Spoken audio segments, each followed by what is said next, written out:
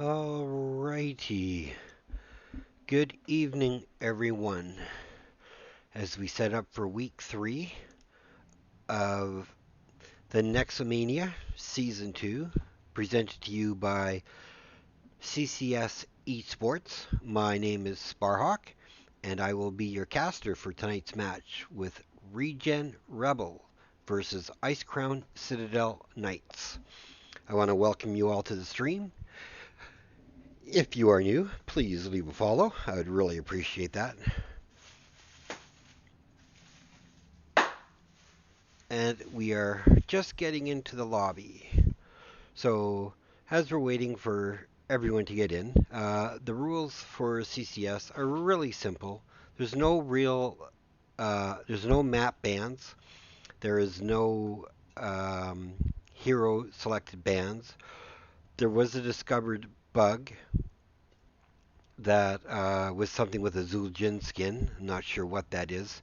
However, both teams decided they would not select Zul'jin in this map. So, oh, awesome. Thank you for the follow, Ohi. Really appreciate it. I just activated my stream followers. I finally figured out how to do it after days of face palming the keyboard, and so it's really cool. Thanks for the follow. So I think tonight should be an exciting match. You know, ReGen is definitely a well known in amongst the HOTS community, especially for organizations. And IceCrown Citadel Knights are definitely an up and coming team uh, in their organization with the amount of teams that the Lich Queen is pushing out. So it's going to really make a really good season 11 for NGS.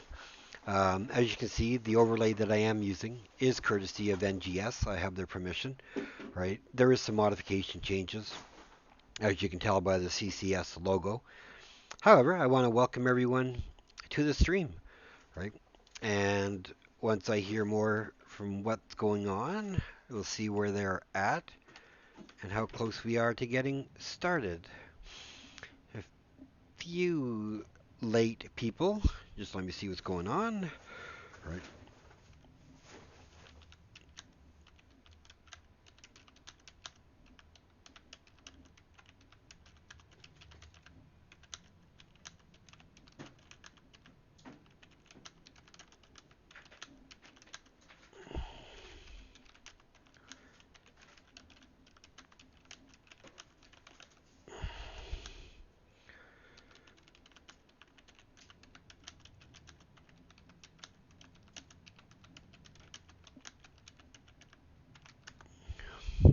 All right, so there's getting everybody in as we speak. I won't tell you the map yet.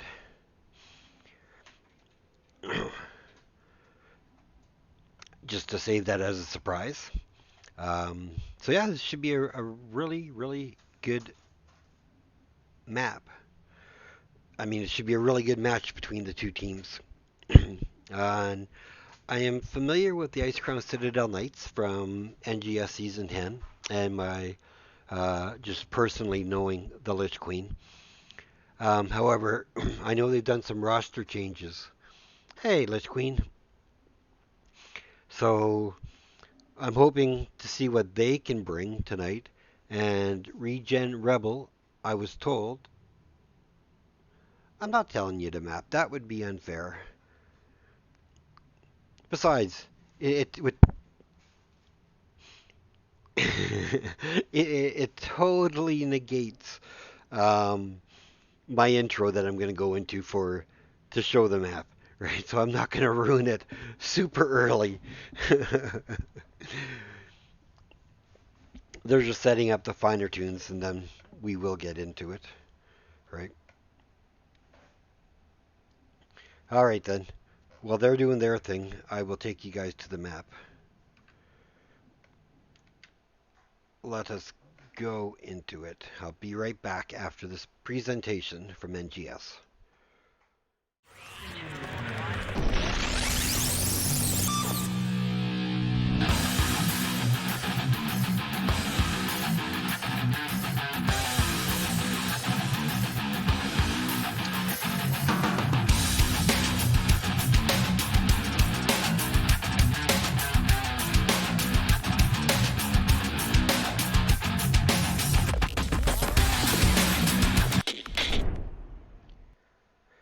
Alrighty.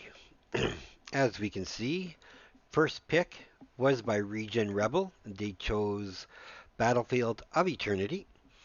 Always a fun, exciting map to watch, that's for sure. I'm just going to check on how we're sitting with the lobby.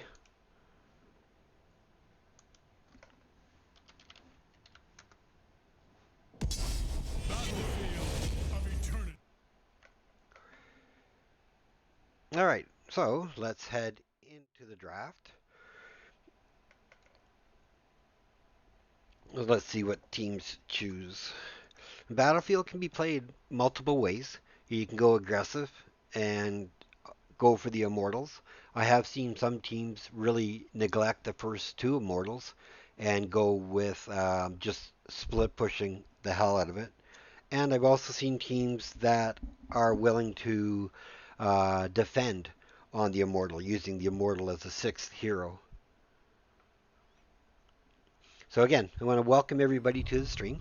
This should be a fun night. If you haven't yet followed, please do.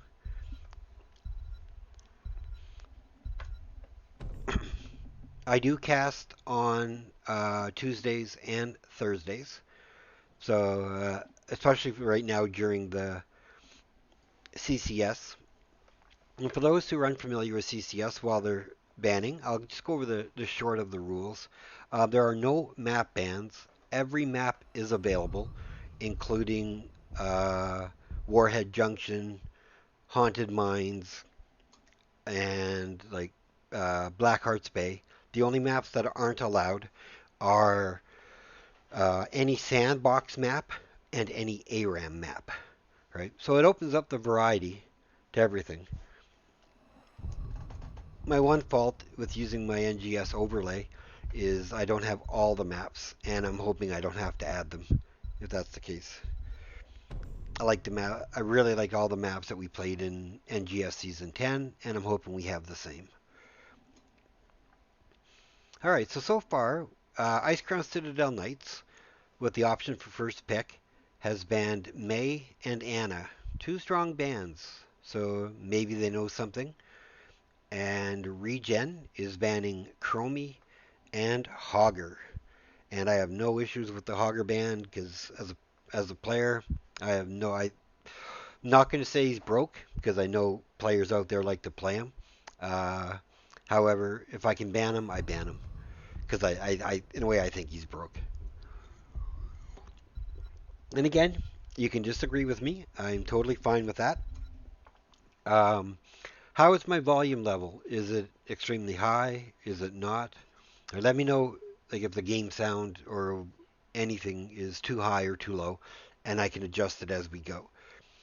So we had a first pick Rainer, so nothing wrong with that, followed by Avala with an Ariel for a healer. So that's a bit of a surprise.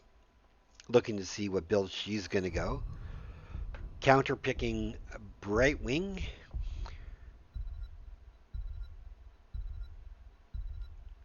Um, there's no real rules set, so he may be a sub, right? I am not 100%. I'd have to look into that. But I don't think it's an issue. If it was an issue, if it was an issue, I'm sure Volkamir would have addressed it. So I'm going to go with it's not an issue.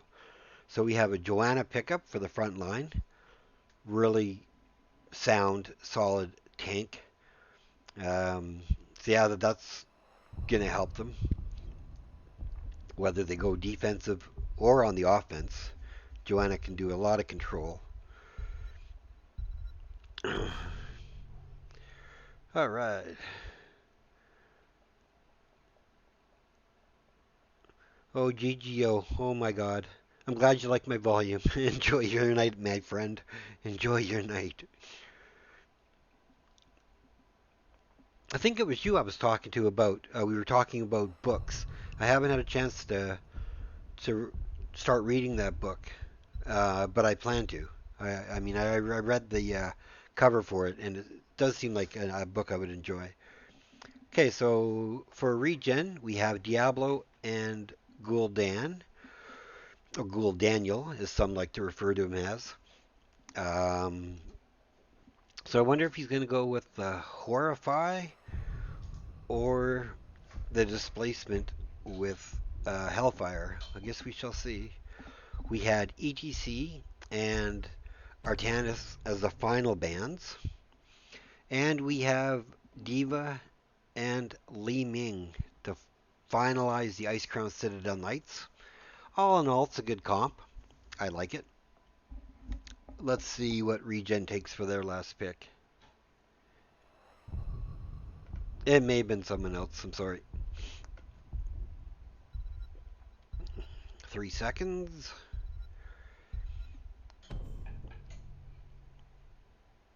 And we have an double healer with an Anduin.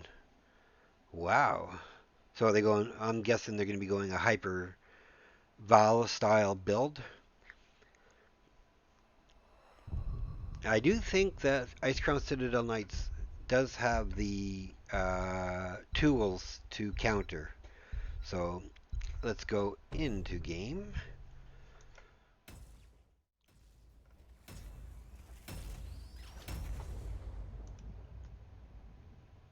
All right.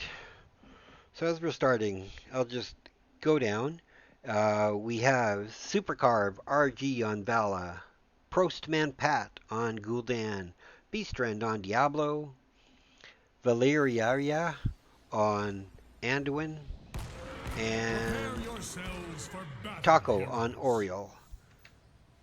And as for the other side, we have Shinboku on Joanna, Not Hazard on the Brightwing. We have the Lich Queen on Diva, Andrade on the Rainer, and Shan CB9 on the Li Ming. Bring up some talents for everybody to watch. Let's get a zoomer. And by the looks of it, the IceCrown Citadel Knights are bringing 5 people to the bottom. Oh, that looks like Diva is going to rotate up. I wonder how soon before they're going to realize it's So, chat, who do you think won the draft? If you had an opinion. I mean, execution-wise, I think falls more on ReGen. If they can do the hyper carry, they could win early Immortals for sure. But I really believe that IceCrown Citadel Knights have the tools to counter even with the double support. Shanti sneaking up from behind. Not spotted. Throwing an combo almost hits Prostman. Gul'dan's able to avoid, so it starts doing damage on tower. Respect that. And it looks like they rotated someone up the top, so we have Rainer and Lich Queen. And Rainer did go Exterminator, so that is good. Do they see him? They do see him. They spot him out. Oh, that's not going to be good. And that is first blood going over to ReGen Rebels. With Ariel taking that camp. We'll switch to go into bottom lane. Well, and it looks like Ariel did back off of that camp. I wonder if that was a error. I mean, they're pulling Vala up now to take it. No go on the bottom camp yet.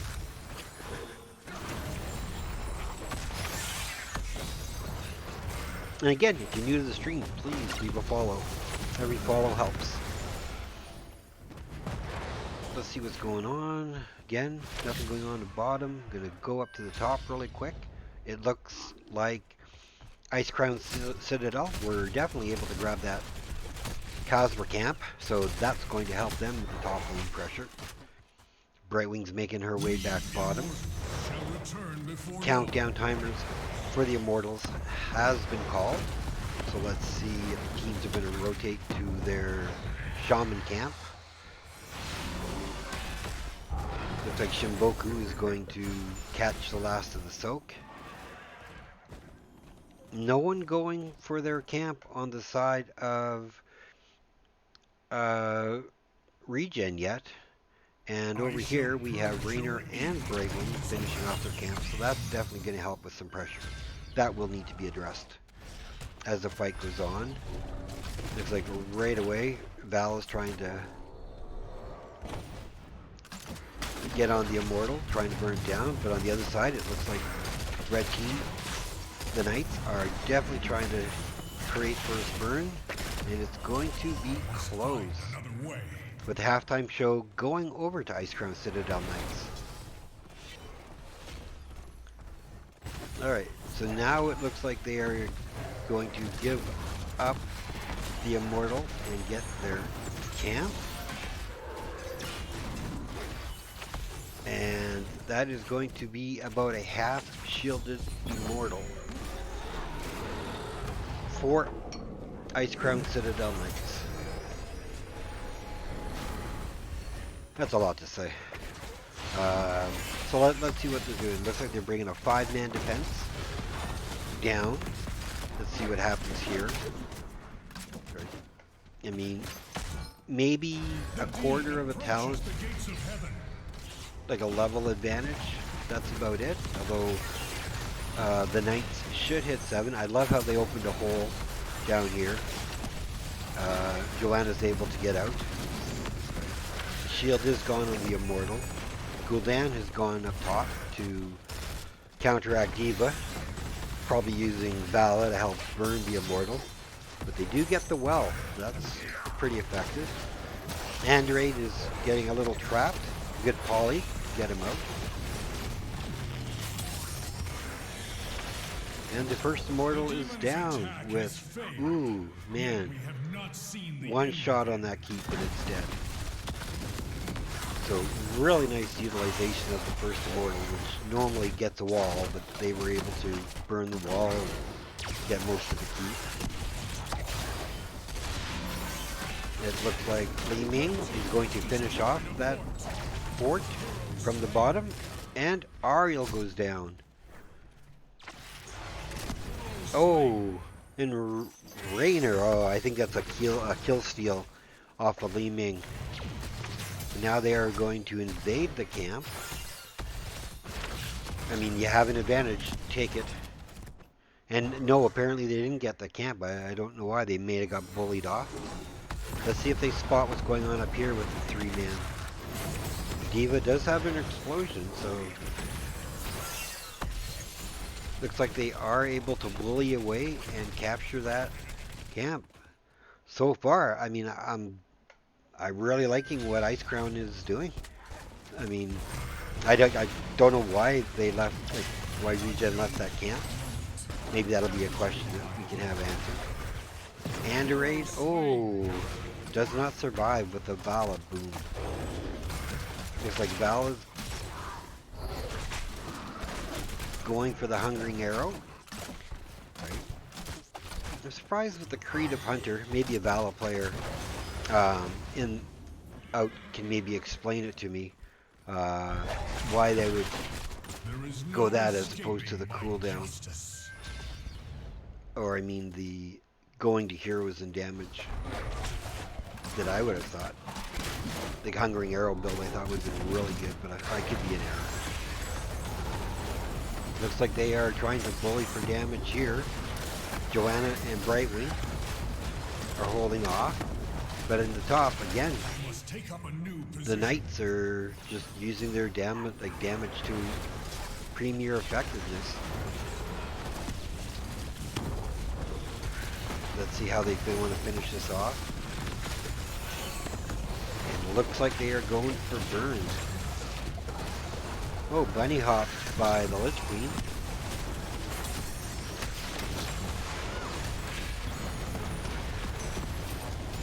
And there is the burn. With the D.Va mech securing, they get the ReGen globes, which is a really smart play. And this Immortal is going top, so let's see what's happening there. So they did get the wall and almost that fort with the first one. So let us see what they can accomplish with their second one.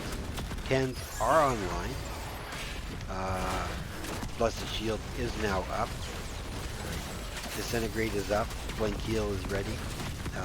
We have APOC, Horrify, Crystal Aegis, Light Bomb, and Strafe for Vala.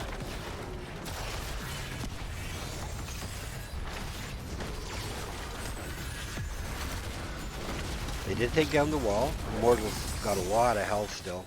I mean, he's about half health, and so they are going to get this fort. Meaning blanching, and looks like she is going the magic missile build, which I can really respect. Absolutely nothing wrong with that. The demon has fallen. 18 seconds on top camp, so it looks like they're going to rotate for theirs. So this is a good opportunity for ReGen to, if they want to take the fight, this would be a good time to do it. However, they do see Diva, so they are going for a crash onto Diva, and Lich Queen just bursts away. So that's a good play. They are coming around. Looks like Taco and Supercarve are looking for a reverse attack. Li Ming's spider senses must have gone off. She knew what was coming.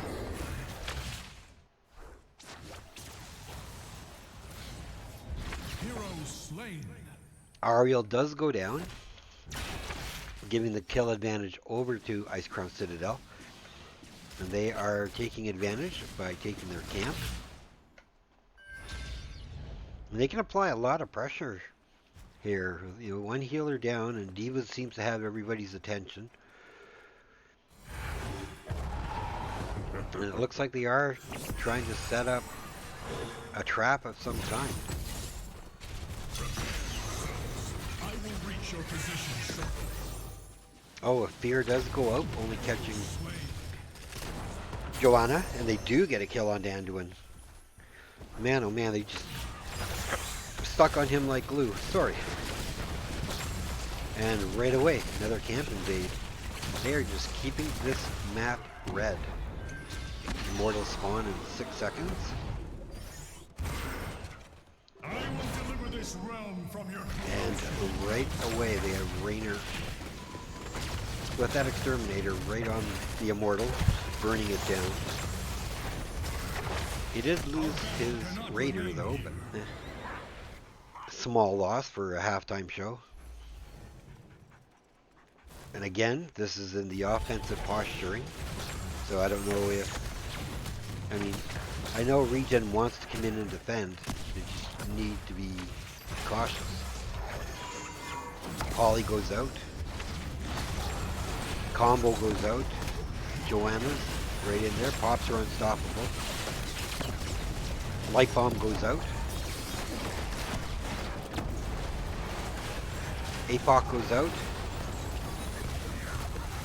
Unstoppable, just doing some damage in the back. Oh my god. Oh, look at the kills. I think they're going to get Diablo here too. Resetting his souls. Yeah, this is, wow. Brutal fight for the IceCrown Citadel Knights. I mean, they just came in and dominated.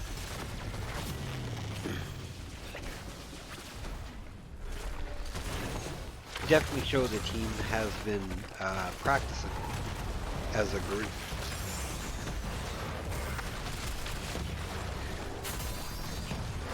Half shielded Immortal. Still pumping away on that heat. Li Ming's poking the crap out of it as well. And heat goes down. So what is the call? Oh, a fear goes out. Can they capitalize? No. However, Li Ming does with the resets, getting the kill onto Vala. Could this be game? Could this be a 12-minute game? 19 seconds on Vala. 20, 19, 15, 14, 3, 2, 0. Wow. What a game.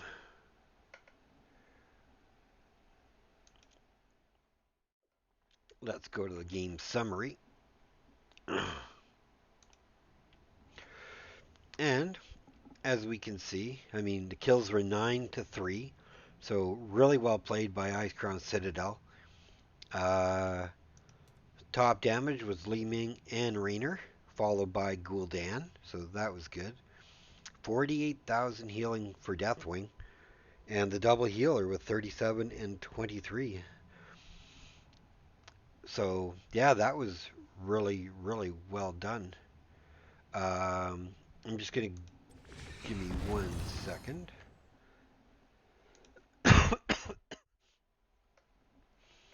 All right. Hey everyone. Let me update that and let's go to the starting screen so we can have an update of the score. Let me see who wants what.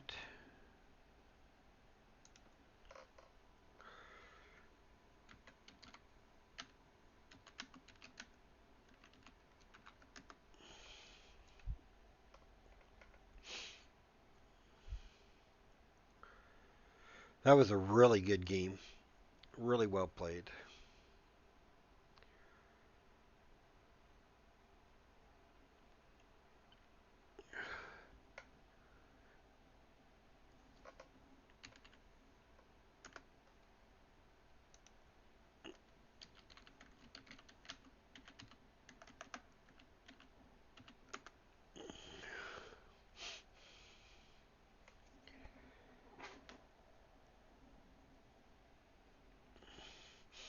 All right, just waiting to hear from the captains where we're going.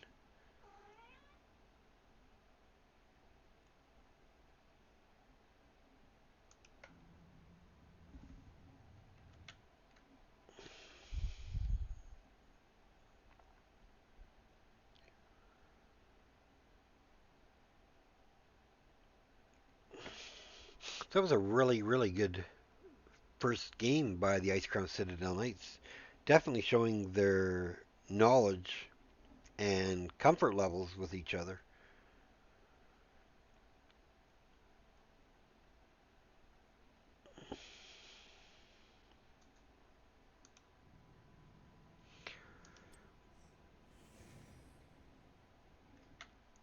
All right, let me get a map update. So map was picked by IceCrown Citadels.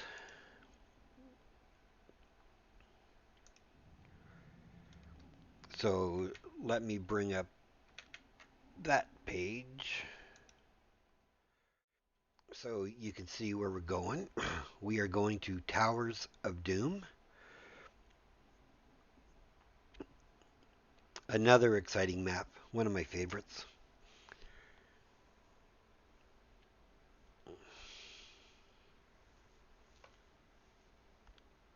And I really appreciate the follow, OGGO, because it confirmed that all my frustration to getting to setting up my new follower notification is actually working. So I really want to say thanks for that.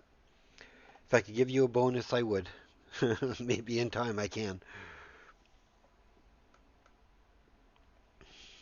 All right, I'm just going to pop back into game and see how the lobby is.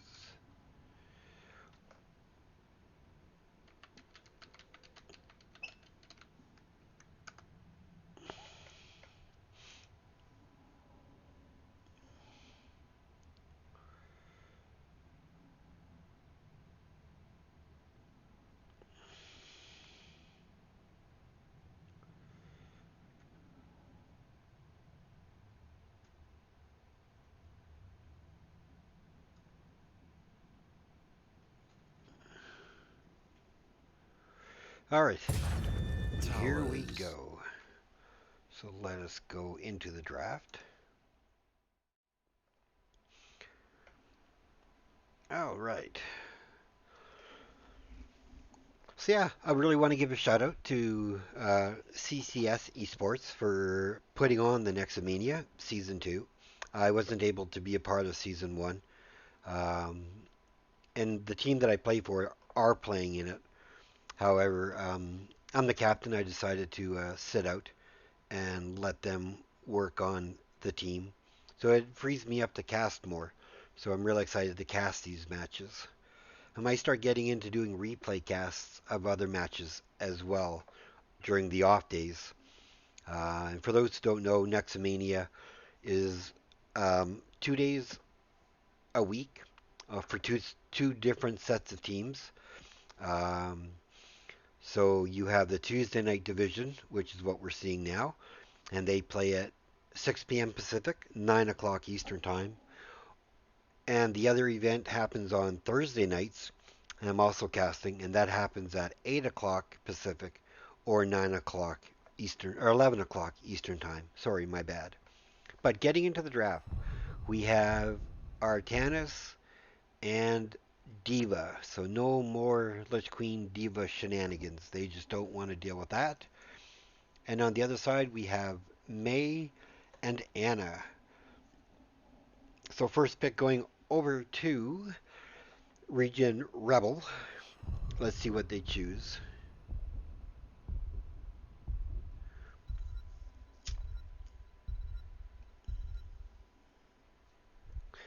And they are locking in the Diablo.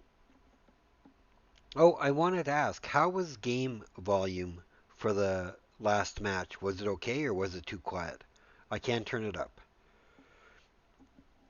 That's the one question I forgot to ask Chad as we were. So if anyone remembers, if you can let me know, right? So we have Diablo for ReGen Rebel and IceCrown counters with Stukov and Chromie. Two pretty strong picks for this map.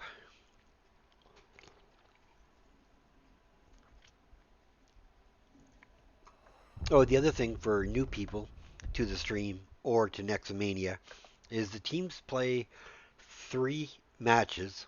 It's not a best of 3, right? I mean, they do have the option if they want to sit out the third one if they've lost 2. They do have that to not play it. But it's basically scrims. You know, there's no trophies on the line like NGS or anything. It's just a friendly way to get teams scrimming against each other and to meet teams they can scrim against to get ready for NGS Season 11, which will begin, I think it's February 8th. I think the meet hall is January 29th. So, yeah, just some forethought knowledge for everyone. And again, I want to welcome everybody to the stream who's watching. So we have Diablo, Raynor, Brightwing so far for ReGen Rebels. And we have the Garrosh and the Sonya ban. So trying to take away any funny moves. I like the Brightwing. Brightwing's pretty OP on this map.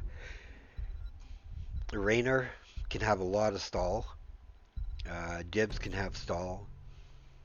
Varian and Greymane. They're going blow up. And taunt, if it's taunt Varian, so right away Falstad, probably Mighty Gust. And Zarya for the shields. I mean, it's going to give them a lot of sustain. I have to commend them. I think they have a good comp that counters the dive that's coming at them.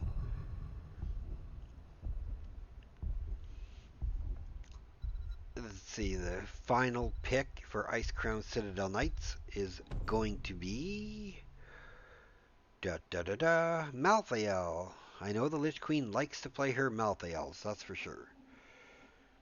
Alright, let us go into game and get ready for this slobber knocking that's going to be happening.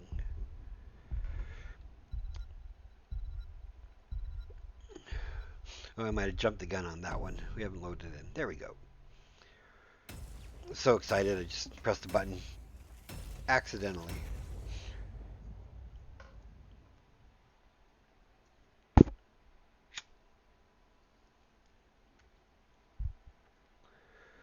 Alright, hopping into game. Let's see, we have Diablo played by Taco, Postman Pratt on Raynor, Super Carbar G on Falstead, Valeria on Brightwing, and Beast Trend on Zarya. And on the red team, we have Lich Queen on Malthael, Andrade on Greymane, Shiboku on the Varian, Not Hazard on the Stukov, and Sean CB9 on the Chromie. This is going to be a good match. The battle begins in 10 seconds. Let's see.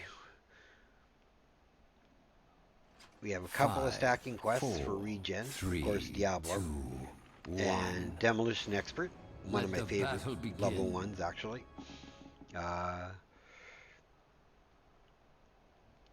Yeah, I like that one or the increased damage. And so far, Chromie and Variant. Variant is not showing. Chromie's going once again. So going with the Sandblast quest. And Variant is going Lion's Maw, which is typical, one of the best ways to go as a taunt Variant. Quick cleanup, and they are rotating automatically to bottom, denying some globes from the other team right away, as you saw there.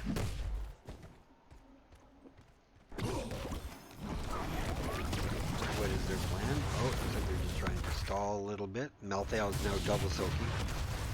So the 4-man is going to be pressuring bot right away. I love the macro call to get on their sapper camps right away. So let me ask in chat, who do you feel won the draft for game 2? Do you think ReGen Rebel did, or was it IceCrown Citadel Knights? Varian, not quite a real boy, just doing some damage.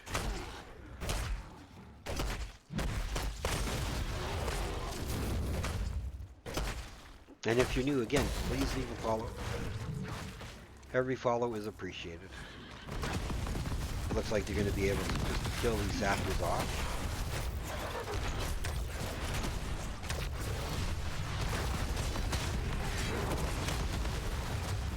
They're putting, oh, wow, that's a lot of damage onto Diablo. Not a real boy versus not a real demon lord. Man, the not a real boy won. So good for, you know. Oh, wait. Oh, Malthael died. Sorry, I did not see that. My apologies.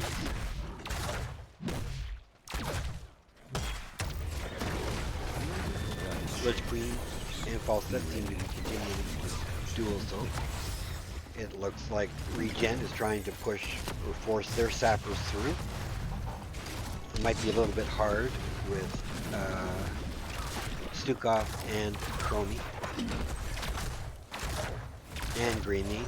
Diablo is hunting in the woods. Sends a fire shot out. A little far away from minions. Oh, he's starting to get us out again. The Raven Lord demands. Alright, so we have the top 2 go over, and the third one is just not challenged Complete usurper. by ReGen. I am lord of this realm. So they're and it will not rotating be to protect stolen the from Lich me. Queen to grab her channel, which is awesome. And it looks like they are setting up a kill. There's the taunt. Where's the blow up? And there's the blow up. Falstad dies. And that's what this comp does. If you're out of position and you're not sure where they are, you either have to play safe or play back. Because if you don't see them, they're probably hunting somewhere. So Shinobu is covering top lane while Lich Queen grabs that camp, the sapper camp for top. Meanwhile on the bottom, they cleared out the minions. They're rotating back down bottom to their sapper camp. I really like the macro play by the IceCrown Citadel Knights. I think they're really on top of their macro game. So I really respect that. I mean, I stress that to anybody that I play with or can offer opinions to. You know, macro. It can give you a lead that you can never go back from. I mean, right now we're looking at just about a 1 level lead for the IceCrown Citadel Knights. So I'm wondering if they're going to try and do the pushing again. Try and get the sappers in. Got a bit more of a barrier to get them through. And Falstad is killed by Varian and Malthael in the top lane again. So that's 3-1 kill.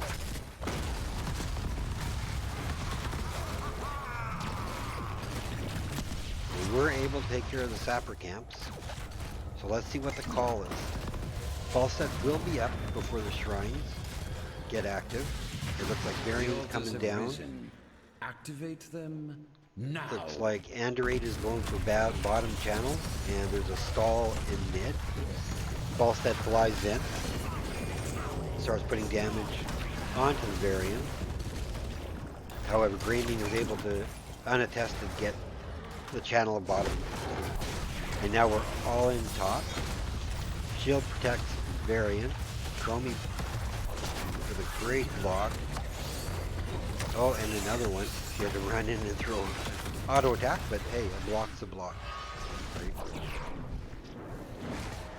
It looks like they're not really super stressing over it. Oh, and they get another stall.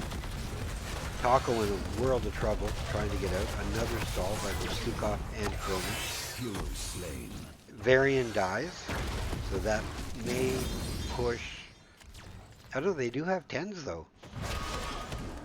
So it just depends. Malthael's coming down. They want to keep this fight going. They feel with the level 10 advantage, they can hold this objective. And I think they can. Nice shovey, slappy by Stukov. Can they get another stall? Stukov gets that stall on there.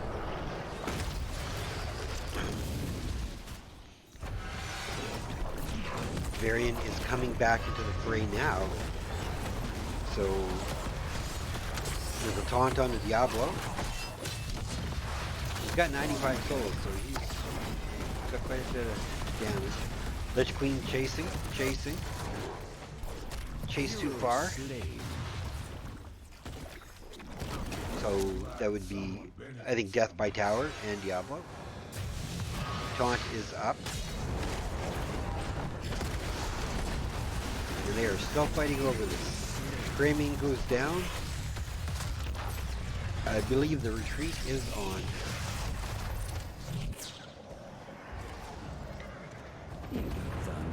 So they do get some shots in there, getting them closer to being tied.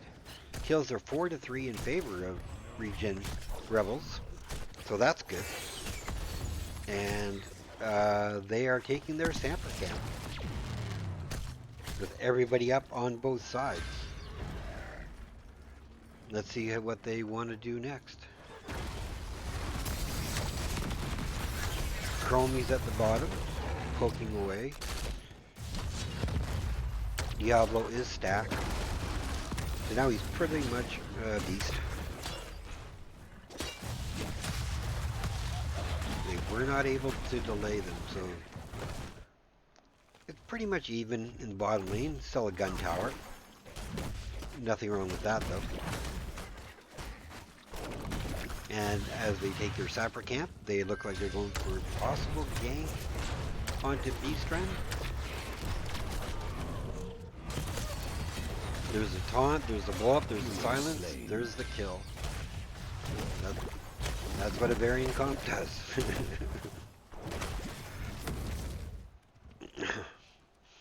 And now I think they're going to be able to escort these Rise from the depths. in if they just pressure a little bit. Looks like they're pressuring a little bit harder, going for the push. Just need that threshold. 3 shots go through. Polymorph, Graming goes down. APOC Polymorph, good combination. However, now you have your 2 camps Lay claim to the altars. on each Do other's not side. Disappoint me. Let's go up and see what they're doing. It looks like Beastren is getting the channel for his side. And, oh, a Mighty Gust, blow him away. That might have been a little early. I know they were trying to save the Falstad. However, grenade by Beastren stalls once, but Hazard is able to get his shots. So, I mean, they're not all towers are still under the appropriate team's control. So no real pressure. Still lots of damage left to go in the game. Alright, let's see. It's the IceCrown is heading to bot. It looks like they've seen the rotation.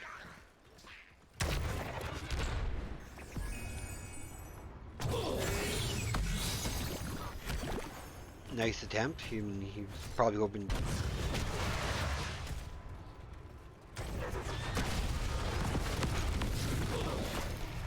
Looks like Lich Queen's coming down for this brush. They have 14, so I mean.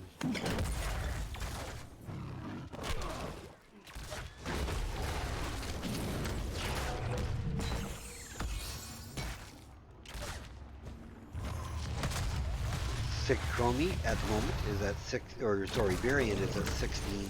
That was 25 for Lions Moss, so that's rolling along decently. An APOC onto Hazard, right?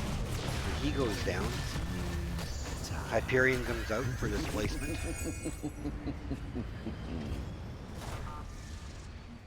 And it looks like there's going to be a camp invade.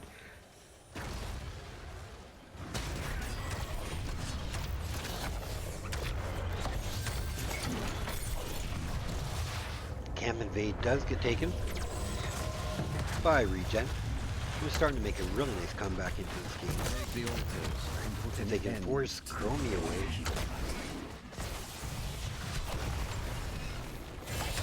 They were able to take the tower down, so these three will even out the damage if they can push it in. They're focusing onto Varian, and they get him. Varian goes down. So they get a simple cap to the bottom, evening up the score at 24 to 24.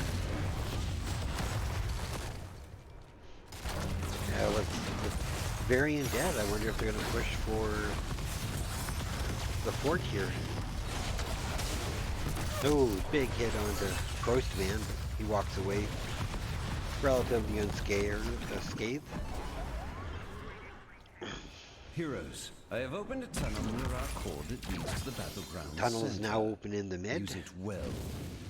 What? I mean, Do people actually take that? I always forget to not take the portal once it spawns. I just forget it all the time. Alright, let's see. We have a big man posturing, a 5-man posturing into mid for ICK. Falls dead with the blast. Oh, there's the taunt. And he is able to escape with the 3-man apocalypse stun. Gust doesn't go anywhere. Slappy doesn't really do much. Shinboku, ooh, he goes down again. Greymane gets caught out.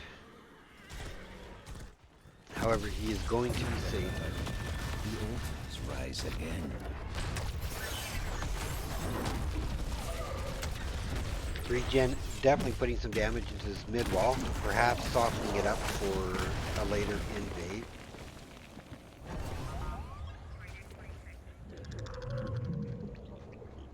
So let's see what's happening. Oh, they have them there. They have 2 traps. This is a bad thing. Be swift, heroes. Do not let the Gravekeeper's crows. Diablo's still charging, trying to go time stop with the Chromie. Doomed Gravekeeper. Enough of this charade. Bring down the They get a taunt onto Diablo, but he's full, so he is not going to be taking a lot of damage. Gust blows him away. Secure the channel. Oh, Boston gets blasted by Chromie. Hey, Morbid Disaster, thank you for the follow, by the way. Appreciate it, man.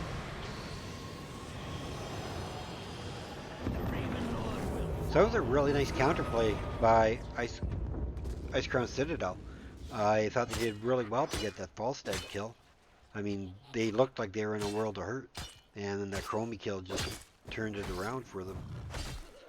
However, if I want to go down to the bottom, I believe their fort has taken massive minion damage. Yes, it has.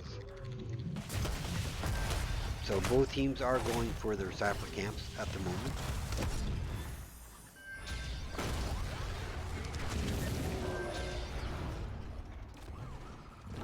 So let's see what happens here. Let's see who wants to push through. because I think Sappers going through any point will guarantee a fort. So this could be the first fort turnover of the match.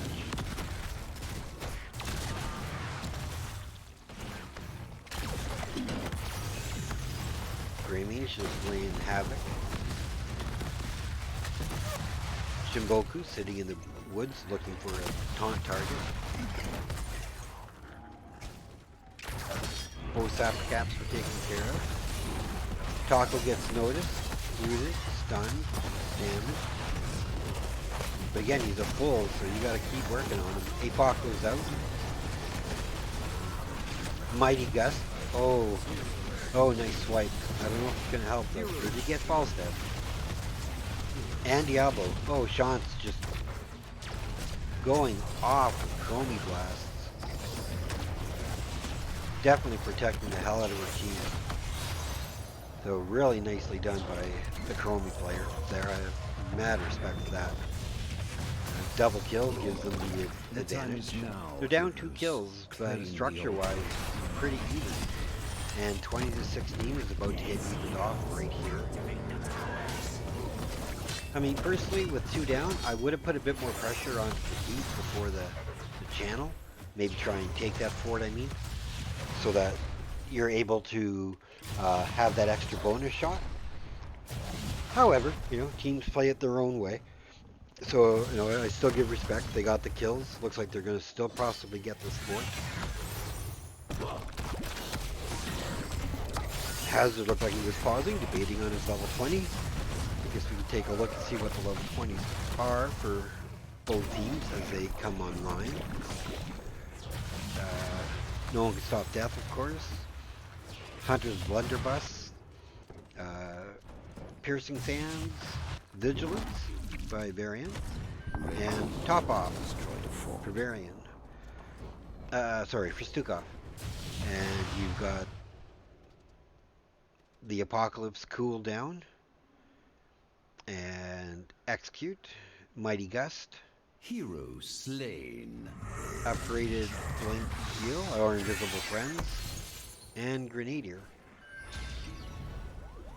So nothing strange or unusual for their talents. They just upgraded their level 10s. Malvale again going for that top. I mean, the red team has taken control of bottom tower. See what they can do with this. A lot of damage going out. Diablo not stacked. He's definitely a target. And it looks like they're going to get the Sapper camp, but I think they're going to lose their fort in the process if they don't try to push them off here. Or they can push them through. Right now we're at 11 for ReGen to 13 shots on their core remaining for IceCrown. Looks like they are going to try and push these Sappers through. A taunt. Oh, this could be a nasty gust. Oh, 15 seconds. Chromie is trapped in the back line. And they are in a bad spot with that tower coming online. It's 1, that's 2. I think Varian's probably going to be a given here. And Hazard will survive. No, he will not. They are going to have him. A 4-man wipe. And taking bottom. So it's really boss and objective wins game to tie this match at 1. Really nicely played by ReGen. I gotta commend it to him. You know, they took that battle, saw a win condition, and just stayed with it. An easy boss call.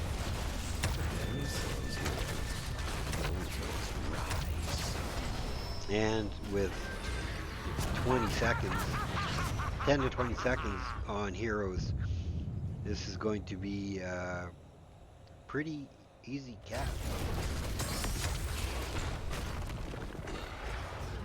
Down to 9, they'll have 4, and yeah, they're going to go for cap as opposed to This will bring him Be down to swift, 4. hero. Unfortunately, with Not a let map the like great Towers of keeper's Doom, it crones is reach not the over altars until the before last shot you. hits the core. The altar is ours. Fire upon the grave keeper. And they are fighting like dogs to get their back, like their tower. And engage. Shimboku is trapped, but he manages to get away. Good slappy slappy by Stukov to the disengage.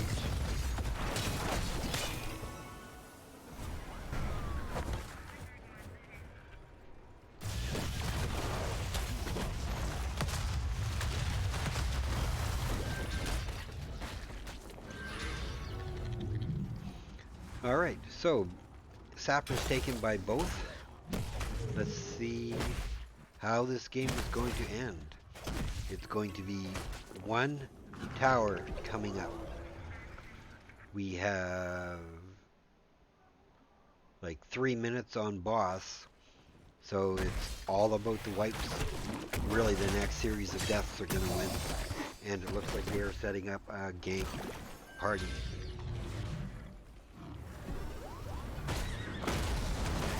However, they were spotted out.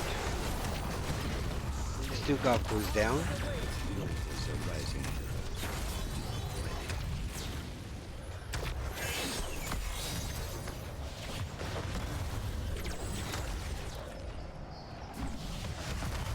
I just want to see. Hero slain. Okay, she took the cleansing shield. Malthael is able to take top fort. So that's going to limit what they're going to take, so that was really well played. It buys time. Now the most they can get is 3.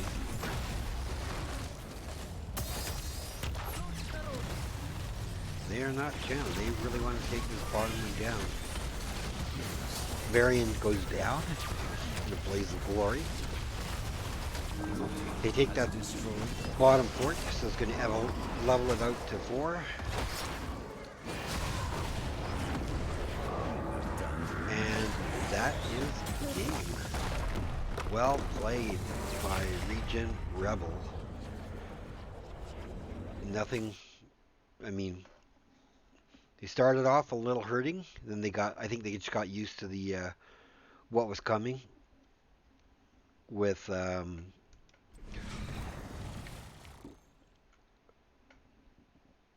oh, and yeah, they just got used to the variant and then played themselves for good. So I'm going to update my scoreboard.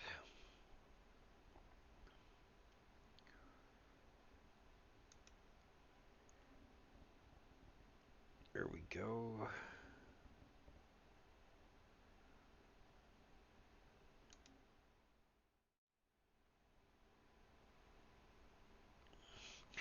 All right.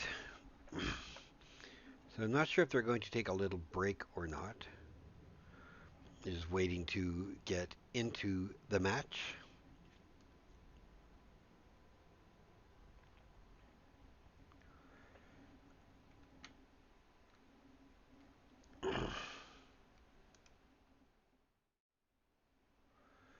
Oop,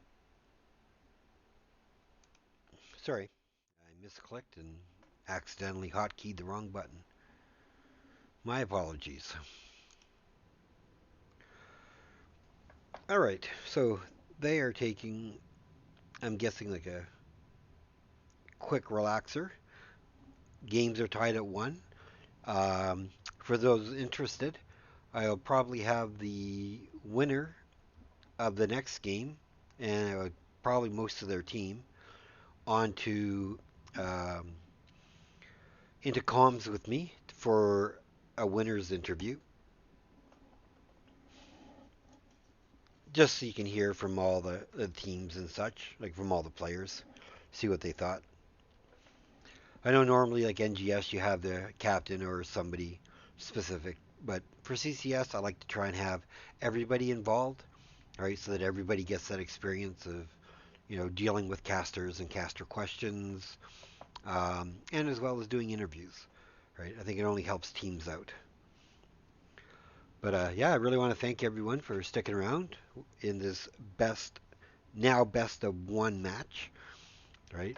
I thought the maps were really well, and ironically, whoever has picked map has not won. So let's see what they want to go with. What are their thoughts?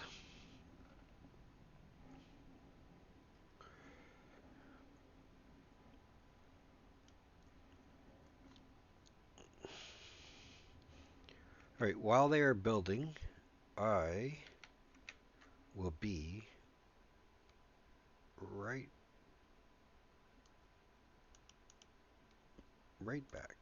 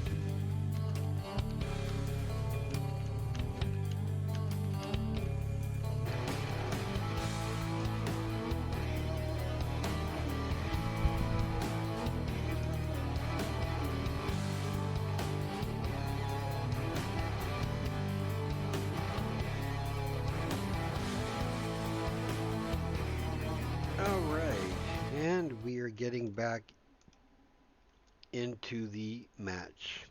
As you can see, our third map is going to be Cursed Hollow, one of my favorites, with being picked by uh, IceCrown Citadel. So this should be a fun end to a fun evening. I'm just going to let them know I'm ready.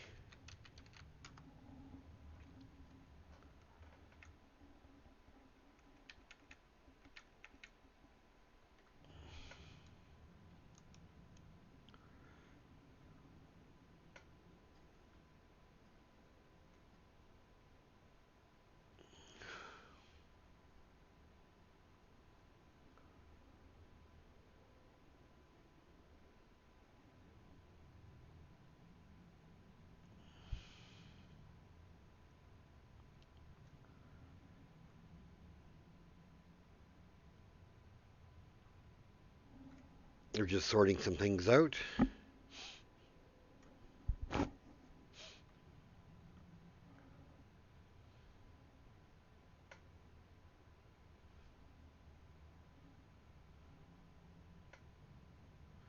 All right. Looks like we are getting into it.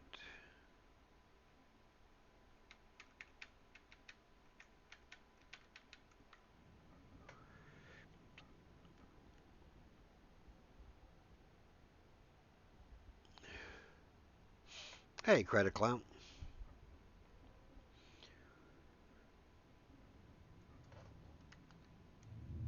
Cursed Hollow. All right, let's get into the draft. For this third and final match for CCS Nexomania Season 2, Week 3.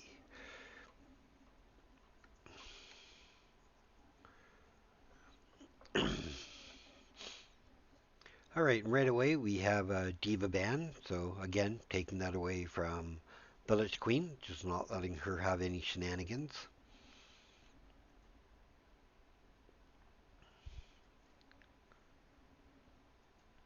And then a May ban, so they just do not want to see May at all.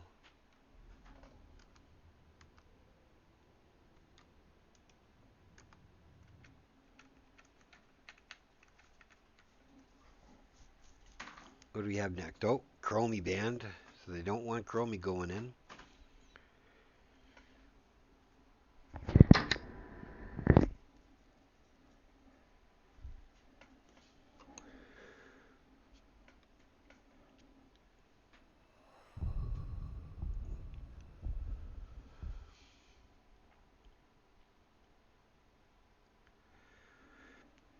And a Diablo ban.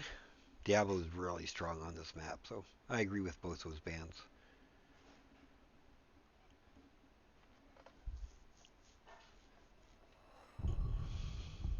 All right, let's get into the action, the things we really want to see. Who's picking what? ReGen with first pick is selecting Falstad again. Maybe some sneaky boss plays. I actually did that once in my HOTS career since beta. I knew they were on boss, so I mighty gusted and dove in and stole the boss, and then of course they kill me. But I was able to do it once in my life, so that made me pretty excited. Fond memory. So for the other guys, we have for IceCrown, we have Brightwing and Raynor, both solid picks here. Moving along,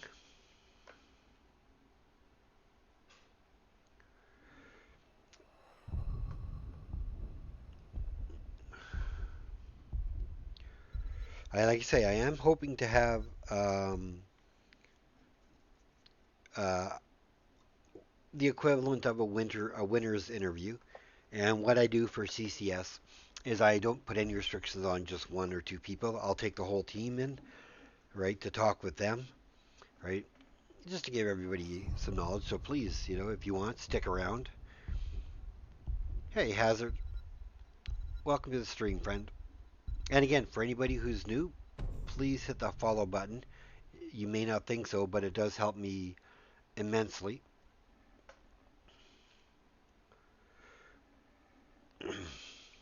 So now we have a Tassadar and Stukov. Not really showing lots. I mean,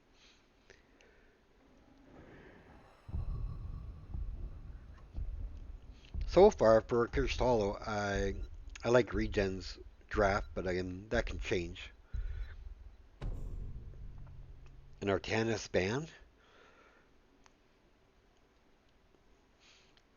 I don't really have a comment on that. I don't find Artanis. He has his maps, but most maps I don't really find him super strong. ETC. So he followed up with a Muradin Gazlo. So that could be setting up for. What would you go into that? An Orphea? I would like an Orphea. That would be decent. Uh, Li Ming could do it. Kel'Thuzad. Kalthos even. I mean, there's a lot of mages they can add to their group that's going to help with Grab Bomb. Sonya and Garrosh. What do I think of that? I don't know if I'm 100% sold on their draft. I mean, they have the trap, they have the silence, they have gust if they need it. And Falstead's DPS, if he goes mage build or even auto attack, can be really dangerous. Oh my, the Lost Vikings. Oh wow. Oh, I gotta give kudos to IceCrown Citadel. Gotta say it. I know I was saying that the drafts were close, but Lost Vikings played right, dangerous. Played wrong, very hurtful. Alright, so let's load into game. If anybody in chat wants to let me know what you think of the Vikings on this map, please do.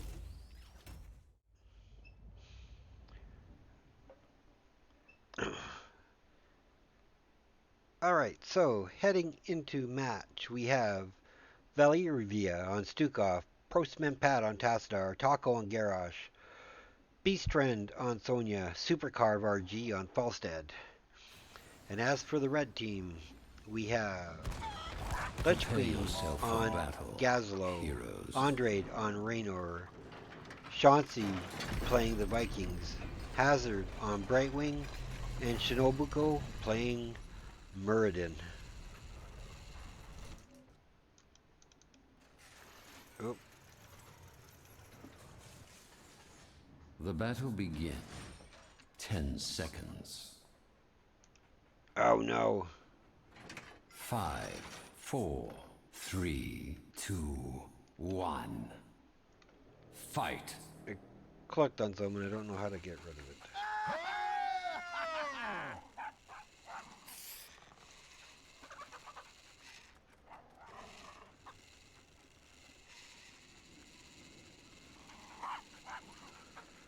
Oh, I'm gonna be stuck. Get stuck on one person.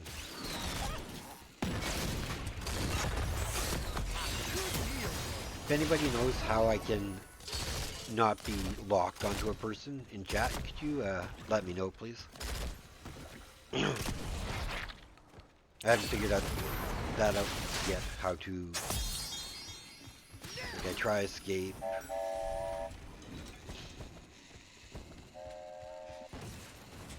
Much appreciated. If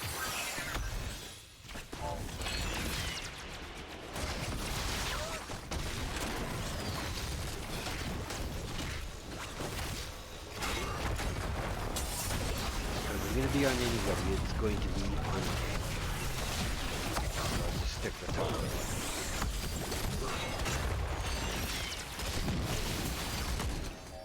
You get personalized viewing today, Taco. Congratulations, friend. Alright, and meanwhile, we have Was a wise choice. TLV against Falstead up top, and another Viking or two in bottom. Gazlo's rotating down to bottom, but that's so. Falstead kills his Viking. That's kind of going to happen. We have Raynor. Oh, there's a three-man gang to the bottom. Gazlo mine's just doing work. Select a talent.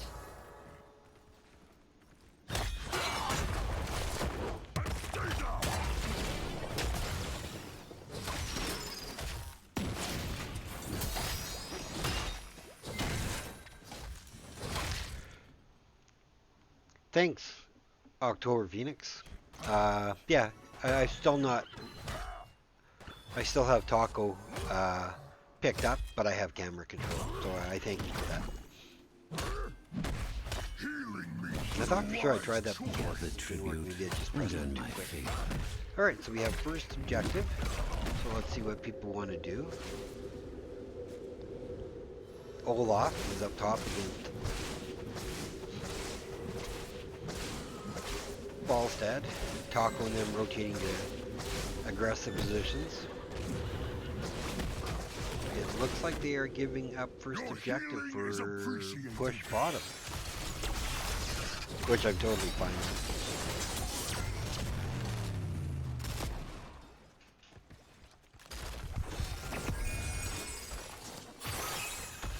Excellent. Double kill. Oh, double kill up top. However, they are going to get the first support of the game. Now, are they going to counter push? And as well, they are taking top. And it looks like IceCrown is backing away. Down their focus. Select a talent. These whelps don't stand a chance.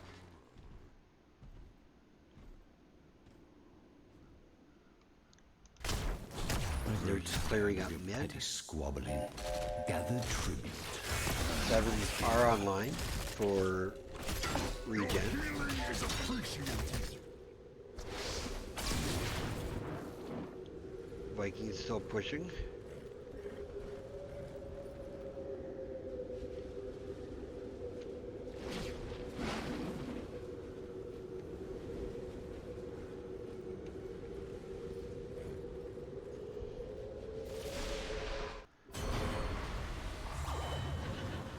Vikings die again.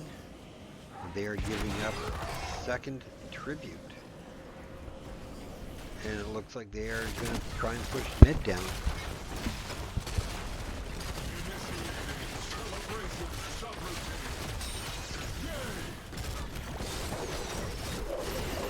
And they're getting pushed away. They're getting toshed and death onto Raynor. That's a slight disappointment, but I mean, they had to expect it was coming. You know, which you saw them. Falstead is setting up for a gank into the bottom. However, I always forget that the small guy's name, Baloth, was able to get away right away, taking on Boss. And it looks like Phoenix Rising, I'm sorry. IceCrown Citadel is going to finish off this, at least this gun tower, get it out of the way. So your minions can push.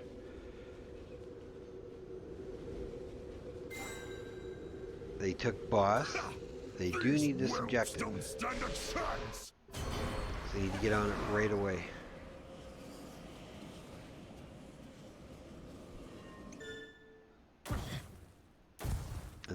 Were able to get it. Now they need to get down to the bottom. Select attack.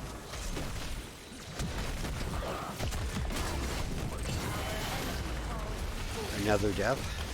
Yeah, Garrosh definitely being a playmaker here. They get a gust. They get a wall onto Varian. Murden should have jumped right away. And there he goes. Meanwhile, that Boss is half health and doing work onto the keep wall. Capture this mercenary camp. Let's see what they're doing. They're going to be, looks like they're going for their bruiser camp. Gather tribute or face my curse. This is both 10s are online for both, so they are definitely going to have to make a play for this one. And zip up to there. These whelps don't stand a chance. Looks like Vikings are being chased all over the map. Here they come. Grab bomb goes out, hits one. Gust disengages, Killing spree. leaving Murden vulnerable. Android looks like he could be in a world of hurt. Not able to disengage, but they are giving... Oh, they get the stall with the Hyperion. Play again, cast by the TLV.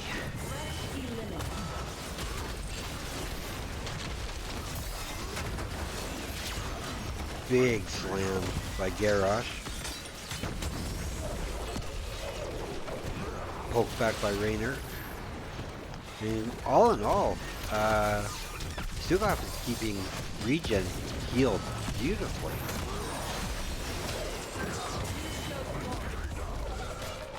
And they are going to capture this curse.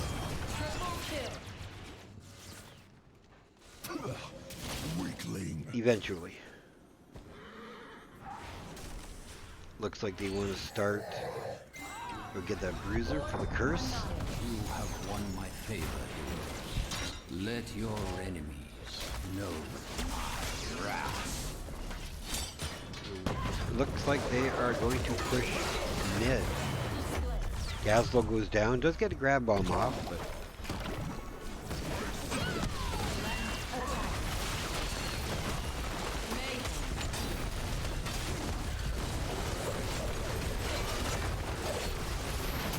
and they are pushing through.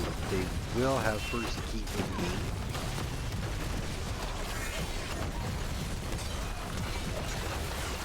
Right now the kill count is 5-0. Another Viking goes down. Some displacement with the Hyperion. 18 seconds on the curse. They are able to remove the camp, so that's a good thing. I grew tired of this battle.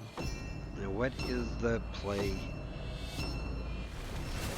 Looks like they're trying to chase Falstead down, but that didn't work. Curse subsides.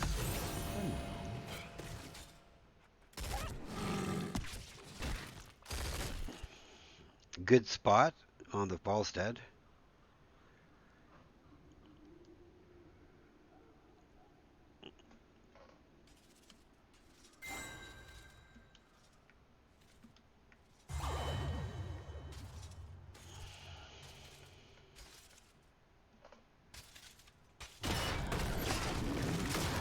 And they are getting their boss.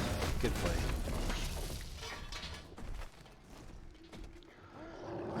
So that's going to help push out the top lane.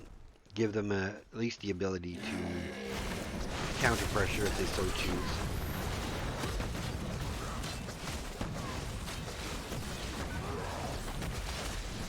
So the boss is going down fast.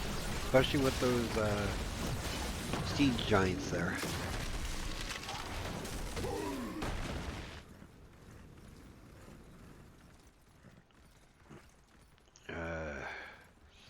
Downside is I cannot see where they're at.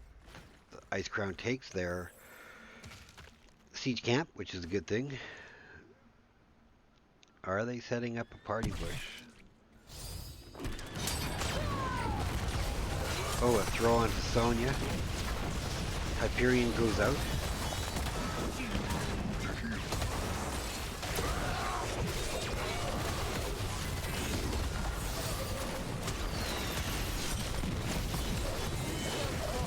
Viking goes down. Oh, nice gust.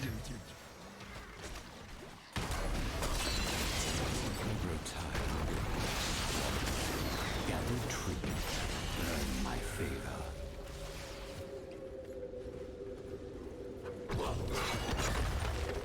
Oh, it looks like they get a catch onto Brightwing. Grab a bomb for the save. No, it doesn't help though. Brightwing goes down. Slap by Stukov puts Murd in a precarious position. So he goes down. 8 kills to 0. Wow.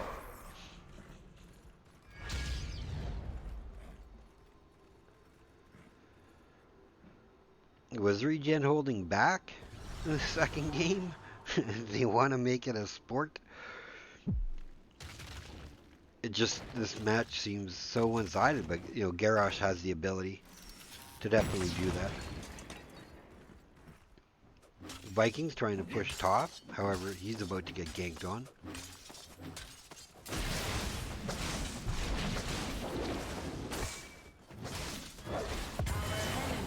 Oh, a flip into an explosion. Again, taking their boss. Gather tribute or face my curse. The choice is Well, the one good thing is that IceCrown Citadel. Oh wait, what did I do? IceCrown Citadel has the opportunity to forego this one. I have to change my scores. I'm sorry.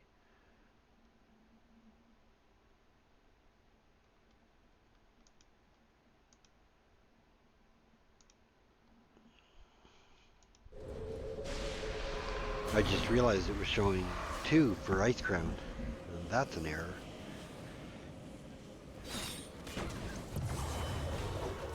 Another kill onto a Viking. Viking still trying to sneak press bottom lane.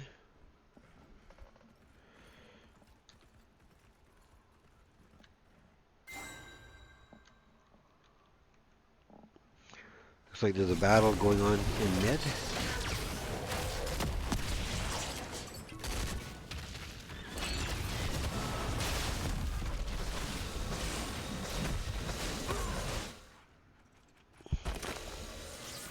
Gonna switch over to IceCrown Citadel's view for just a short bit. Murden gets away. Vision taken, but they were able to get their siege camp. we see who gathers enough tribute this time. And this is a tribute they really don't want to give up. If they can take it, they need to take it. giving it up. Whew, man, it could be Thank you kindly. a game ender. Android is going up for it. Looks like everybody is on their way.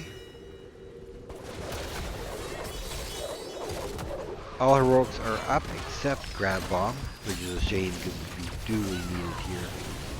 Sonya diving in, spinning to winning and healing. Silence on the Muradin.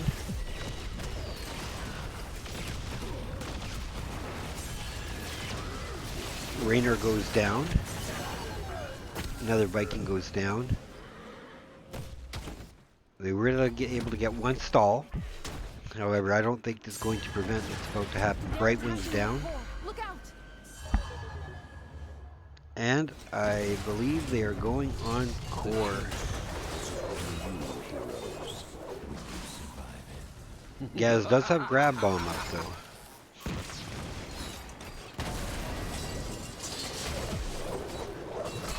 They are pushing in hard.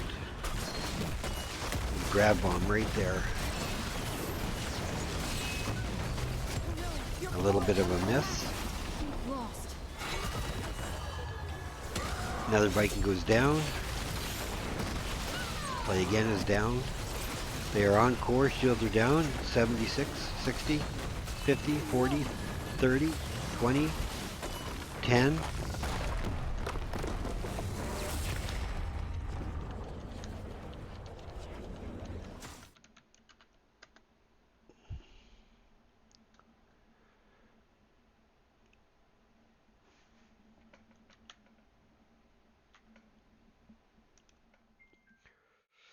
GG. Well played both teams. Final tally 13-0. Hey, friend. Hello. I gotta turn you up. One sec. I'm just giving a summary. So, yeah, that went really well. I'm setting up, hoping ReGen's going to join me for an interview. So just let me go back to the start screen and update my scores so that they have the proper win they deserve.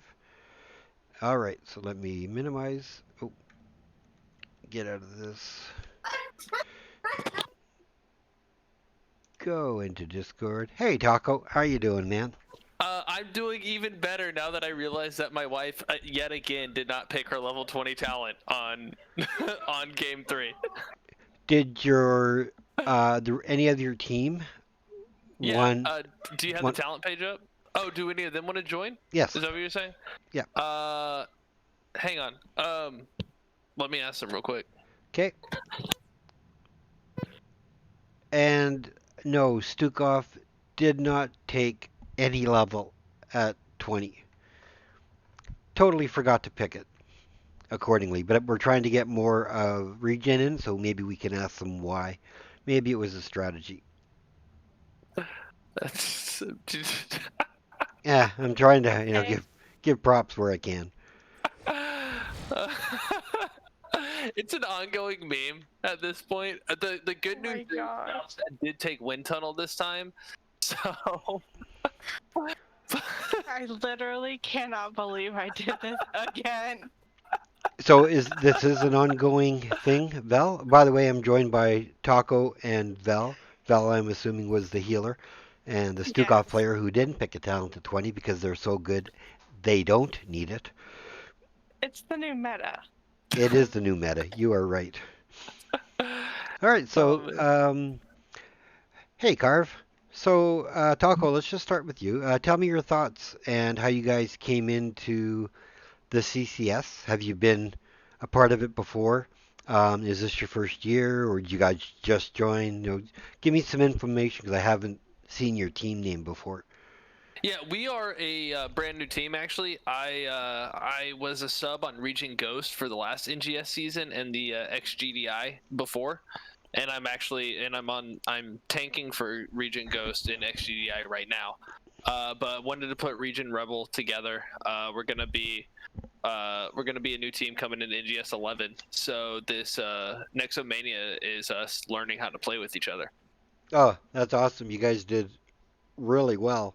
Thank you. That third game, it was like uh, uh, it's unfair to describe how well you guys did in that third game. You guys had that map in your hand, and like, it was that on the garrosh just to instill that garrosh fear into the other team. Like if you make a mistake, you're pretty much dead.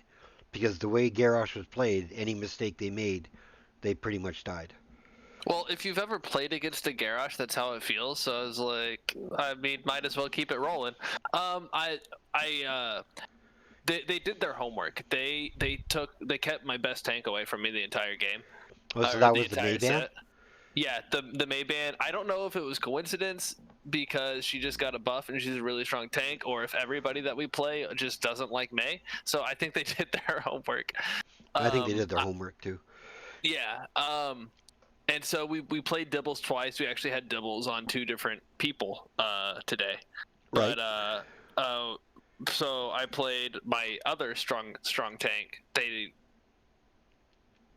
I appreciate the respect ban, and so Garrosh is something I needed to have available for the team, and so this was a good game and a good map and a good comp to do it. So we brought it out. That's awesome. Vel, let me ask you a question. Like, let me ask you the generals. Like, how long have you been playing HOTS? Are you a primary healer? You know, have you had the opportunity to play on a team in NGS, or is this the first season you're going to be going into NGS if you plan to? Tell us about a little bit about yourself. Well, okay, so the first background is that Taco and I are married. Awesome. Congrats. May I ask how And long? we, 2 years. 2 years? 2 years or so. Give or take. Well, usually Yeah. that's the guy who says that you know that, right? And I am challenged with timelines. Geographically challenged. I just shorten it to challenged at this point. Perfect. Um, I've been playing HOTS for a while, but not competitively because competitive is really stressful. But we're really lucky that this team is just made up of friends that are super chill. So it's like, it's not nearly as stressful as I thought it would be. Oh, that's awesome. Having fun while playing HOTS is the key. You know, you want to eliminate any stress because For sure. teams can go farther if there's no like stress elements involved with the team. Yeah. That's good. And I see we have Carve as well. So, Carve, tell us a little bit about yourself. What roles do you fill? Are you experienced in NGS, or how you came to be a part of the team, if you want to share? Yeah, I've played NGS since like season 5 or something like that, Oh wow, or nice. 4. And played on a couple of different ReGen teams. We won the grand finals in Div C, I think, in season 6 or something like that with ReGen Red. And I captained my own team for a few years, but changed jobs recently and just didn't have the time to do that. So now Taco has to do all the scheduling and stuff like that. So that's pretty nice. Played Heroes Lounge on a couple of different teams, or well, on one specific team too, with some real life friends with me. So pretty experienced with that, but I was gonna take this season off until Taco called me. And perfect. And what role do you like to play? Are you just like a flex player or damage or? I like to. I don't know, Taco. What do you think? He is the role of make sure Taco's not screwing up stuff. Perfect. Taco's babysitter. Yeah, Awesome. Be what I would basically. say. Taco, you're too far. Taco, come on. Taco. No, Taco, too far. We're Overextended. Disengage. Farhawk, could I do a shout out? We'll get Shoutouts to are that. at the end. We're gonna Oh, get to okay. that. Oh, I Okay. didn't know. It's all good. Let me see. What else did I want to ask? Okay, let's talk about the games. The first game I thought was really close. The second game. There's the rest of the team, by the way. Oh, hi everybody. I'll get to everyone in a sec. So, and I'll go to each one of you as well. So the first map went to you guys. It was a really close game. The second one they took on Tower. That's backwards. Yeah, they took Battlefield of Eternity. Correct. Right, because you guys went on Towers of Doom. Right. Yeah, Yes. because I was laughing that whoever picked the map seemed to lose. Yes. And the third game, you guys just came out dominant. I think it was 13-0 in kills. So Beastrand is new. I know Prostman, so I'll get to him in a minute. Beastrand, tell me what you and the people watching, how you felt about the matches. Was there any time when communications were like, "Oh, what the hell's going on?" Or was everybody calm and you're sticking to a plan? Tell us, Beastrand. Well, I mean, Taco tries to do the call-outs for us, but we also other people in the team do call-outs. I'm not good with them because I don't normally play on teams and stuff. For the most part, it is clear, but there's a couple times like there's one instance where like 3 different people is telling me to do something different. I'm like, you got to choose one. Welcome to Heroes of the Storm calling, man. All right, Prostman, you and I have been down this road before. So tell us what you think. Were you subbing for this team, or are you going to be playing on this team? No, yeah, this is my this will be my NGS regular team. The idea was I didn't know if I was going to make it onto the roster, so I made Team Canada for Thursday nights, and then I ended up getting called up here. So that helps me. So whenever we were originally shopping for Team Canada, try to find everybody a home, I already had one, which was ReGen Rebel. Oh, awesome. So are you still going to keep your team on Thursday nights for those Yes, scrims I as well? don't like sleep. It's never worked for me, so Yeah, I'm in the okay same to boat. stay out late on Thursday nights. So yeah, no, I've been doing both teams the whole time, which is a lot of fun but tiring. All right. Is anybody who does your drafting for the team? For the drafting, I would say it's a bit of a group effort, but it's probably Carve or Taco, I think. It's Taco until everybody hates all the ideas, and then it's then it's someone else. That's funny. So, when you guys were going into each map, Taco, did you already have a preconceived idea of who you wanted to get in your draft? And for the second map, well, I think that's when they went to Taunt Varian. Were you guys trying to counter the Taunt Varian? What were your thoughts in your drafting for the 3 games, pretty much? Well, I'll start with the most recent memory. Okay. This one, it was definitely trying to play the map more than the team. Okay. Because that's Towers of Doom, right? And so we wanted to make sure we had our lanes covered, but that we still had enough presence to hold bot lane, which we lost. Well, I think we lost our fort first, but it was real tight for who was going to lose the fort first. Yes, But we were it was. able to hold. We were able to hold on to it. We were able to push through, and then really just kind of bring it to. Sorry, that was. I'm thinking of Towers of Doom for that description. So I'm talking about Towers of Doom, not Cursed Hollow. And so we wanted to cover the lanes, cover the forts, and make sure we were still able to press in and hold our own in the team fights to cap altars. And it was kind of a slow going, but overall, like I said, going for that more PvE play style until we had to team fight. I'll let Carve take game 1 though. Okay. Yeah, I'm not going to really touch base too much on the third map because I think besides your drafting, the way you guys all played that map, right, and with 13-0 in kills, I mean, that map just showed that you guys came and were ready to crush, right? So I'm more curious for the first 2 maps because they were closer games, right? So that's really where I want to focus. I mean, I give you guys total kudos on map 3. I mean, you guys Thank you. just dominated, right? So it was Carve, I believe you said. Let's talk about the other map, the Battlefield of Eternity. Okay. What were your thoughts? Well, it was tough because a couple of decisions made early in the game cost us. We just weren't as focused on timings and call outs and stuff like that as you saw later in the game. And so some of those early decisions not to defend or to get to the race late cost us. Right. Not to take camps at the timings that they're supposed to be taken cost us too. So, we had an idea of what we wanted to go going into most of these maps, but kind of we just pick what we're feeling, honestly. Right. And trying to stay with stuff that we're, mainly comfortable with and stuff. So, yeah. Just some poor execution in a couple of it. Let me ask you a question because it baffled me. It was, I believe, the second Immortal phase, and it looked like you guys were going for your Witch Doctor camp, your Shaman camp. And That was my terrible call.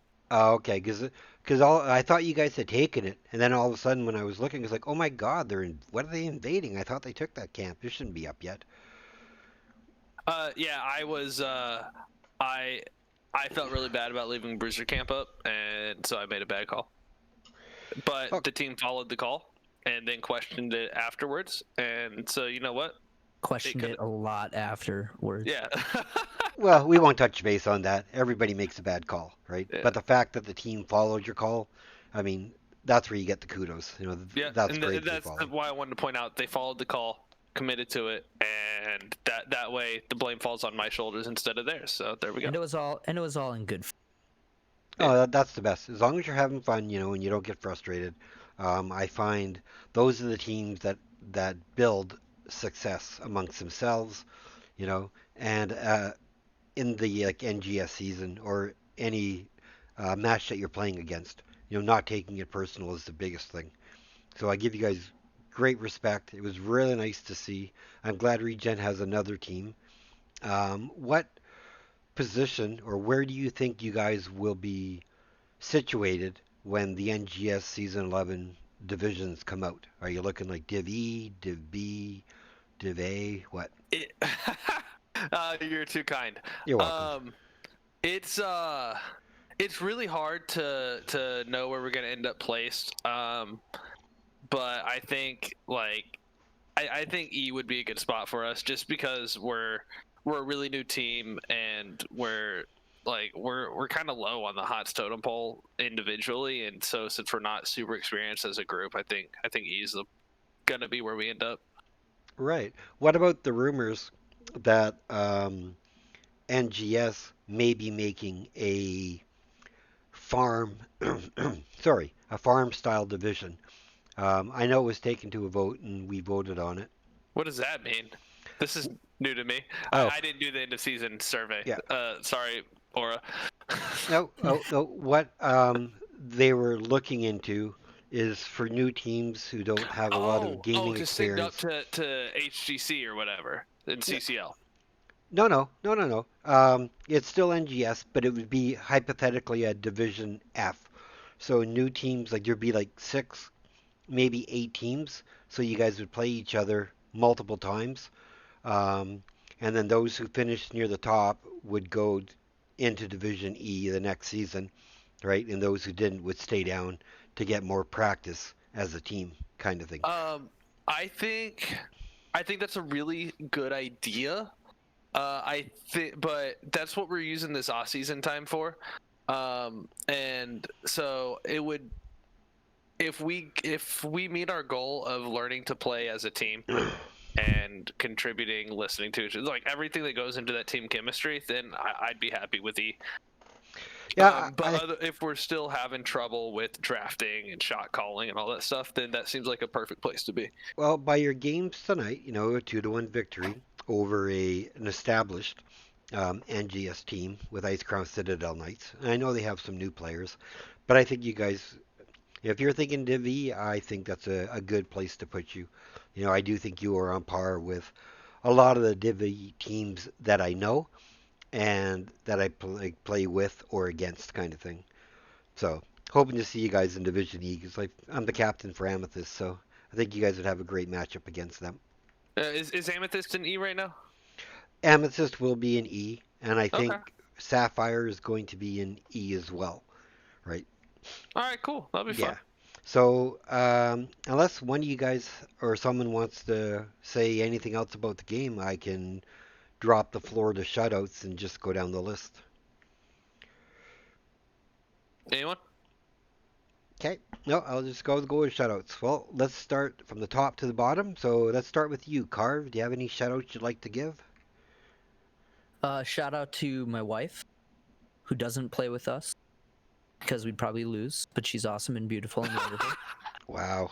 And shout out to the team. I think we turned a little bit of a corner and kind of had a good kind of break to focus between game 1 and game 2, and I'm really proud of how we turned it around and started playing really insane. That's awesome. Okay, Beast, what about you? No, thank you. Okay. You know, if you don't have anyone to shout out, you can always shout out the casters. Just so Hey, you I'll know. get you. Don't worry. All right, and what about you, Prostman? Oh yeah, the casters. I love casters. They're great. No, yeah, thanks for picking us up. We weren't expecting anybody to cast this game. It was kind of a last-minute scheduling thing, so I appreciate the flexibility there. But yeah, shout out to the team. Again, I would have to agree that we really started to come together a bit better. We still, came together to make fun of Taco sometimes, but we keep it to a minimum. That way we don't miss any calls. If we can't unite over my terrible decisions, then what can we unite over? Exactly. Okay, Taco, do you have any shoutouts? I do. First, Carve trying to make me look bad in here. My wife for, being my wife. Definitely thank you for casting. Without casters, HOTS would be a lot harder to keep the momentum that it has. And so thank you so much for picking us up and also helping us get our exposure. Shout out to ReGen, of course. We are part of the ReGen community. Murda has made a fantastic home for us, and we really love being there. Big shout out to Valcomer for putting on Nexomania. It's a great event, and like I said, it's a wonderful time for us to grow as a team. And of course, shout out to Valk's mom. Anoressa and Stoic are both part of the CCS community. Stoic used to be my co-caster back when I was casting and had good internet. But they've both just been very welcoming into the CCS community that I've found myself somewhat emerged in because of Nexomania. And of course, thank you to shout out to the Lich Queen and IceCrown Citadel Knights. They were originally expecting to play a different team or something. There was some sort of scheduling conflict and everything got shuffled around. And so just being malleable there, and apparently they had enough time to do their homework. So yeah, overall great set, and thank you to everybody involved. Yeah, I'll explain what had happened. Originally, Sapphire, this was supposed to be their bye week, and then the IceCrown Citadel Knights came on board, and so Bulk had put Sapphire in their place. However, because Sapphire had thought they had tonight off, most of their team had made outside plans, so they ended up being unavailable, right? So you guys coming in and filling was awesome. Because initially I was like, oh, okay, well, maybe I'll cast someone else. It's like, you know what? Screw this. ReGen has a new team. I haven't seen the Knights for a while. This will be a fun game to cast. So I'm glad to everybody, right? Well, I hope we delivered. You did. In spades, you delivered. Okay, Val, I know you've been itching to shout out, and I've been delaying it as long as I could. The floor is yours. So first, shout out is to Beast. Thank you for playing with us. It was super clutch. And thank you to Max, our usual teammate Nadri. Is at work right now. We are thinking about you. And if you're on Twitch at work, which, it could happen. Hey, what's up? And I also wanted to say thank you to the ICC Knights. You guys were really good, and you easily could have won any of those games. I know the third one was tough, but I think that was just a snowball effect. It wasn't anything major. And that's it. All right. Well, again, on behalf of CCS Esports and Nexomania Season 2, I really want to thank you guys for the interview. Um, I'll let you guys go off and enjoy your victory, and I am really looking forward to seeing what you guys can bring in the future. So you have my eye, and as I see your matches in the CCS or Nexomania, you may hear from me again to cast your matches if I'm not asked Absolutely. by someone else. Looking forward to it. Cool. So I'll let you guys go and say enjoy yourselves and then go and celebrate amongst you because you really deserve it. And I'm going to do my closing statements and end the stream. So thank you all for participating. Um, and I really appreciate the whole team coming in because I always try to get everybody involved while we can. All right. So again, thank you so much, and I look forward to watching the replay. It Have a was good night, my man. pleasure. Take care, everybody. All Thank right, you. everybody. All right, everybody. So with that, that's Well, the there we end. go. Uh, uh, yeah, that's the end for this evening. I want to thank everyone for staying tuned and viewing. I want to thank the people who followed, right? Because that does mean a lot to me. I'm getting closer to my personal goal. Oh, thanks, Super Carver. Really appreciate it. Great games tonight. I want to say well played to the IceCrown Citadel Knights, to the Lich Queen and her team. Um, I know they'll be frustrated, but I also know that they'll come back with a bang for their next match, so that's something to look for. And I want to say congrats to ReGen Rebels. I mean, they played some serious games and did extremely well. And for those who aren't sure how the maps went, I'll quickly bring up the maps so you can see, right, that literally the people who actually picked the maps never won the maps they picked. So that's kind of ironic. Um, I want to again thank everyone for sticking with the cast, and I will be casting for sure Thursday at 11 p.m. when I'll be casting probably Phoenix Rising Amethyst with whoever they end up playing or another team. And quite possibly I may do a replay recast tomorrow night. One of the other games that were played tonight. That remains to be seen. However, so I want to thank everyone. Have yourselves a great evening. Thanks from me, Sparhawk. Thank you from the CCS for watching Nexomania. And thank you to NGS for allowing me to use their overlay